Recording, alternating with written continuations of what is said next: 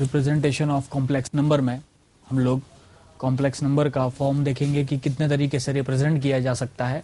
जैसे कि standard form अगर हम लोग बात करें, z is equals to a plus iota b, z is equals to a plus iota b की अगर हम लोग बात करें तो ये एक स्टैंडर्ड फॉर्म है।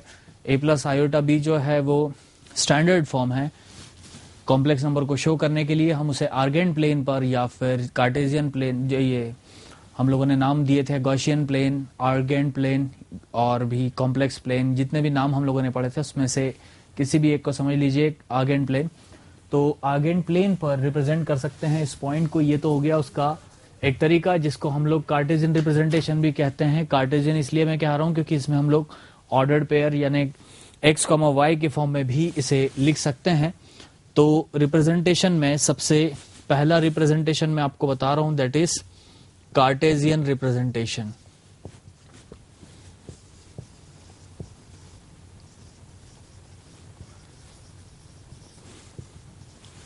कार्टेशियन रिप्रेजेंटेशन की अगर हम लोग बात करें तो यही z इज इक्वल्स टू जैसे x plus iota y, z is equals to x plus iota y की तरह हम लोग इसको लिखते हैं। अब z is equals to x plus iota y, ये है कार्टेशियन फॉर्म।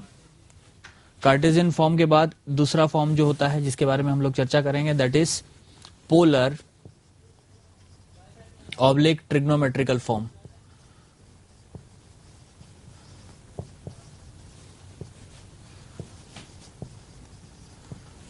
तीसरा फॉर्म हम जो देखने जा रहे हैं दैट इज यूलर्स फॉर्म। चौथा फॉर्म हम लोग जो देखने जा रहे हैं that will be vectors form and the fifth one is logarithmic form.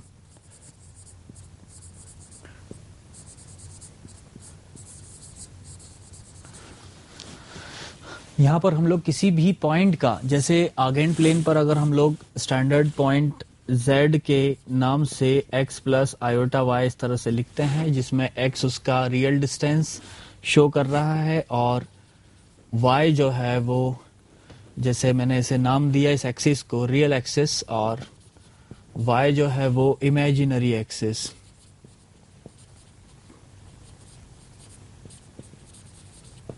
को ये शो कर रहा है। तो यहां पर हम लोगों ने देखा एक रियल एक्सिस था, एक इमेजिनरी एक्सिस था, और उस पर इस पॉइंट को z is equal to X plus iota Y show किया। तो इसी पॉइंट को रिप्रेजेंट करने के डिफरेंट तरीके हो सकते हैं, और वो सारे के सारे तरीके हम लोगों ने या सारे टाइप्स यहाँ पर जो हैं वो सीखने हैं। सबसे पहले हम लोगों ने उन टाइटल्स को लिख लिया जिसे आज हम लोग सीखने जा रहे हैं, जिसमें सबसे पहला तो हमें पता है कार्टेशियन रिप्रेजेंटेशन, जिसमें एक्स प्लस आयोटा वाई की ही तरह हम उसे लिखते हैं या शायद लिखा है। दूसरा रिप्रेजेंटेशन होता है पोलर, जिसे ट्रिग्नोमेट्रिकल भी कहा जाता है। इसके लिए आप लोगों को दो पॉइंट की रिक्वायरमेंट होती है। इसके लिए कौन से दो टर्म्स आप लोगों को चाहिए होते हैं, एक तो थीटा और एक मॉड जेड। मॉड जेड मतलब ओरिजिन से इस पॉइंट के बीच की डिस्टेंस को अगर हम लोग मॉड जेड का है तो ये है मॉड जेड, इसकी रिक्वायरमेंट होती है। और इसे आर से भी रिप्रेजेंट किया जाता है। पोलर फॉर्म में रिप्रेजेंटेशन के लिए मॉड जेड को आर से लिखा जाता है, ठीक है। और इसे लिखने का जो फॉर्मूला होता है वो होता है R into cos theta plus iota sine theta, जहां पर थीटा जो है वो प्रिंसिपल आर्गुमेंट के बारे में यहाँ पर बताया जाएगा। फिर आते हैं नेक्स्ट रिप्रेजेंटेशन के बारे में, that is Euler's representation. Eulerian representation में cos theta plus iota sine theta को ई की पावर के फॉर्म में लिख दिया जाता है। मतलब आपको आर को एज इट इज रहने देना है और इनटू में cos theta plus iota sine theta को e raised to the power iota theta की तरह लिख देना है। आप चाहें तो इसको यहाँ पर इस तरह से लिख भी सकते हैं, here e raised to the power iota theta is equals to cos theta plus iota sine theta. तो हम लोगों ने क्या देखा, यहाँ पर ई की power iota theta cos theta plus iota sine theta लिखा जाता है। और एक बात, कई बार आप लोगों को ये रिप्रेजेंटेशन या इसका रिप्रेजेंटेशन जो है CIS इस तरह से भी देखने को मिलेगा। मतलब आप समझ जाएं कि वो cos theta plus iota sine theta के बारे में डिस्कशन हो रहा है, ठीक है। तो ये था आप लोगों का यूलर्स फॉर्म, जिसमें हम लोगों ने r into cos theta plus iota sine theta को लिखा e की पावर आयोटा थीटा के फॉर्म में। नेक्स्ट रिप्रेजेंटेशन हम लोग देखने जा रहे हैं वो है वेक्टर्स रिप्रेजेंटेशन। वेक्टर के फॉर्म में हम लोग, जैसा कि कोई भी क्वांटिटी स्केलर और वेक्टर दोनों होती है, फिजिक्स में आप लोगों ने स्केलर क्वांटिटी और वेक्टर क्वांटिटी दोनों के बारे में पढ़ा है। पहले मैंने आपसे डेफिनेशन पूछी थी स्केलर की, और उसका जवाब था कि आप लोगों को ऐसी क्वांटिटी शायद पता ही होगी जिसमें आपको डिस्टेंस, सिर्फ डिस्टेंस की, अगर हम जैसे एक एग्जांपल ले लेते हैं कि एक पर्सन है या एक पॉइंट है या एक ऑब्जेक्ट है, वो अपनी इनिशियल पोजीशन से अगर हम कहें तो लगभग 15 मीटर डिस्टेंस पर गया, तो बिना डायरेक्शन के अगर मैं 15 मीटर बता भी रहा हूं तो क्वेश्चन मार्क यही होगा कि डायरेक्शन क्या। लेकिन मैंने विद डायरेक्शन अगर आप लोगों को बताया कि 15 metre in direction of north east 15 degree, तो 15 डिग्री नॉर्थ ईस्ट डायरेक्शन में अगर वो गया है और 15 मीटर गया है तो एग्जैक्ट पोजीशन तक आप जा सकते हैं। ठीक है, तो ये साइंटिफिकल टर्म थी। इसी तरह से वेक्टर्स में हम लोग क्या कर सकते हैं, स्टेटमेंट लिखते हैं। अगर सपोज करो एक पॉइंट है वो a i plus b j cap direction में, सपोज करिए मॉड जेड डिस्टेंस ट्रेवल करता है। एक पॉइंट लिया हम लोगों ने, वो a i plus b j cap, a i cap plus b j cap direction में मूव कर रहा है मॉड ऑफ जेड डिस्टेंस। तो यहां पर हम लोगों ने क्या किया, एक स्टेटमेंट पूरा बनाया। अब मैं आपको उस स्टेटमेंट को बना के दिखाता हूं एक एग्जांपल के रूप में। एक पॉइंट है, अगर वो इस तरीके से एक प्लेन में, यहां पर सपोज करिए उसका इनिशियल पॉइंट जो है वो a plus iota B F X के फॉर्म में दिया गया है।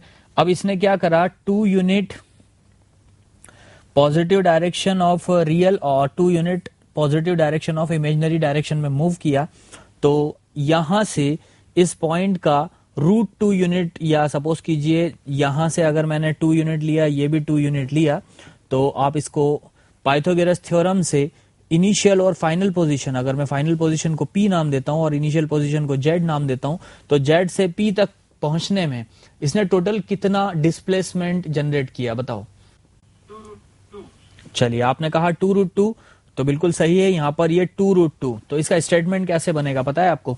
इसका स्टेटमेंट हम इस तरह से बनाएंगे, एक पॉइंट है जो स्टार्ट कर रहा है a प्लस आयोटा बी से, या फिर यहां से वो आई कैप या 2i cap plus 2j cap direction में, इन डायरेक्शन ऑफ, बिल्कुल ठीक है, यहां पर हमने 2i और 2j डायरेक्शन में ये मूव किया है, और इन direction of 2i plus 2j, और कितना मैग्नीट्यूड लिया आपने इसमें, 2√2 यूनिट ये मूव किया है। तो इस तरीके से स्टेटमेंट वाइज भी हम इसको जो है वो एक्सप्लेन कर सकते हैं। तो आपको क्लियर हो गया कि इसका मतलब क्या है। Polar representation r cos theta plus iota sine theta की तरह होता है, जिसमें थीटा प्रिंसिपल आर्ग्यूमेंट होता है, जैसा कि अभी पिछली क्लास में हम लोगों ने प्रिंसिपल आर्ग्यूमेंट के बारे में पढ़ा है। और मॉड z को मैं r के बराबर लिख रहा हूं, जिसे हम मॉडुलस कहते हैं। तो ये दोनों टर्म हम लोग यहां पर पढ़ चुके हैं, मॉडुलस और प्रिंसिपल आर्ग्यूमेंट। इन दोनों की ही हेल्प से किसी भी पॉइंट के रिप्रेजेंटेशन के लिए हम लोग ट्रिग्नोमेट्रिकल मेथड का यूज कर सकते हैं। ट्रिग्नोमेट्रिकल मेथड कौन सा, जिसमें पॉइंट अगर x प्लस आयोटा y दिया है तो आप उसे r into cos theta plus iota sine theta की तरह लिख सकते हैं। अब r cos theta plus iota sine theta इस तरह से आप लिख रहे हैं, तो थीटा क्या है यहाँ पर, theta is the principal argument, and what is r, तो r is modulus. Is that clear? अब मैं आपसे कहूं कि cos theta plus iota sine theta को इंडिकेशन e की पावर आयोटा थीटा की तरह लिख सकते हैं। आप लिख भी रहा हूं मैं हियर, e की power iota theta is equals to cos theta plus iota sine theta, या फिर शॉर्ट में उसे CIS इस तरह से भी देख सकते हैं आप लोग, मतलब cos theta plus iota sine theta. तो जहां पर cos प्लस आयोटा साइन था उसे e की पावर की तरह आप लोगों ने लिखा। अब अगर e की पावर आयोटा थीटा की तरह आपने इसको लिखा, तो चेंज कुछ नहीं किया है, बस आपने cos प्लस आयोटा साइन को रिप्लेस कर दिया है e की पावर आयोटा थीटा से, और इसे यूलर्स e की पावर के फॉर्म में आप लोग इसको लिख रहे हैं, इसलिए इसका नाम है, मान लीजिए, Euler's form. Is that clear? चलिए देखते हैं इसके बाद लॉगरिथमिक रिप्रेजेंटेशन को। लॉगरिथमिक रिप्रेजेंटेशन का क्या काम होता है? देखो, कोई भी complex number z is equal to, अगर तुम्हें x प्लस आयोटा y दिया गया है, ठीक है, तो ये बात तो तुम समझ चुके हो कि यहां पर प्रिंसिपल आर्ग्यूमेंट जो है वो थीटा है ना, और मॉडुलस जो है वो r है, या फिर आप इसे मॉड z भी लिख सकते हो। ये दोनों टर्म्स हम लोगों ने देखी है। तो यहां से लॉगरिथमिक फॉर्म क्या करता है? लॉगरिथमिक फॉर्म में अगर सपोज कीजिए आपको किसी कॉम्प्लेक्स नंबर को, जैसे log of x plus iota y, इसे log के फॉर्म में कन्वर्ट करना है, तो log के फॉर्म में कैसे आप इसे कन्वर्ट करेंगे? देखिए, आप इसे इक्वल्स कर दीजिए log of x plus iota y को log of mod of z plus iota into argument of z, argument of z। तो z का आर्ग्यूमेंट क्या है यहां पर, बता सकते हैं आप? अरे z पॉइंट का आर्ग्यूमेंट कितना दिख रहा है हरदा? बिल्कुल सही है, थीटा। तो आप इसे log of mod of z plus iota into theta लिख सकते हैं। Is that clear? अगर आपको किसी complex number log of x plus iota y को log में कन्वर्ट करके लिखना हो तो वो इस तरह से लिखेंगे। तो आप इन पांचों के नाम और जो फॉर्मूला टाइप मैंने लिखे हैं तो वो आप जरा नोट कर लेंगे, और फिर मैं आप लोगों को इसे डिटेल में समझाऊंगा। अब मैं आपको एक और नेक्स्ट जो रूल बता रहा हूं उसे बहुत ध्यान से देखिएगा कि सपोज करते हैं, ये फिर से मैंने आर्गेन प्लेन ड्रॉ किया। आर्गेन प्लेन में ये रहा आपका पहला पॉइंट। अगर इस पॉइंट के बारे में मैं 1 प्लस 0 आयोटा लिखता हूं, और ये है आपका ओरिजिन, चाहे तो इसे 0 प्लस 0 आयोटा लिखे और या 0 लिखें, कोई फर्क नहीं पड़ेगा।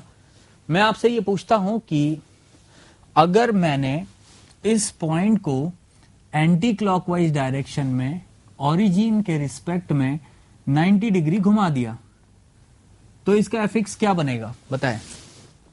तो यहां से मैंने इसे एंटी क्लॉकवाइज डायरेक्शन में 90 डिग्री घुमाया। अब अगर एंटी क्लॉकवाइज डायरेक्शन में 90 घुमाने पर इस एफिक्स को आप 0 प्लस आयोटा के रूप में बदल सकते हैं, या सिर्फ आयोटा भी लिख सकते हैं। इसका मतलब क्या हुआ कि जो आपका पॉइंट था 1, उस पॉइंट में आपने आयोटा से मल्टीप्लाई किया। क्या हम इस तरह से कह सकते हैं?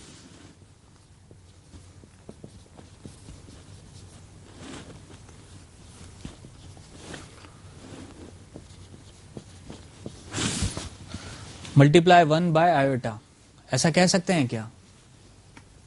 ठीक।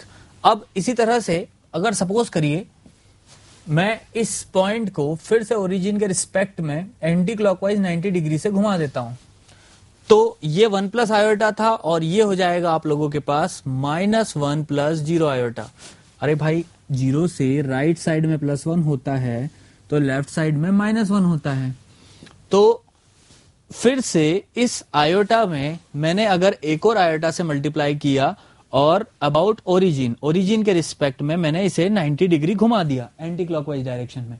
तो अगर मैंने 90 डिग्री एंटी क्लॉकवाइज डायरेक्शन में घुमाया तो उसके लिए मैंने क्या किया, फिर से बताएंगे होशंगाबाद? बिल्कुल सही है, multiply I by again I. ठीक है, आयोटा को फिर से आयोटा से मल्टीप्लाई किया, वो बना आयोटा स्क्वायर और बना आपके पास -1। मतलब आपको एक बात इससे सीखने को मिली है, वो क्या मिली है कि अगर ओरिजिन के रिस्पेक्ट में कॉम्प्लेक्स प्लेन पर किसी भी पॉइंट को एंटी क्लॉकवाइज डायरेक्शन से घुमाना हो तो कितने से मल्टीप्लाई करना पड़ेगा? ठीक है, आयोटा से। चलो एक क्वेश्चन का जवाब दोगे आप मुझे। यहां से एक पॉइंट हमने लिया, सपोज करते हैं 3 + 2 आयोटा। 3 + 2 आयोटा हमने एक पॉइंट लिया और मैंने आपसे कहा कि अबाउट ओरिजिन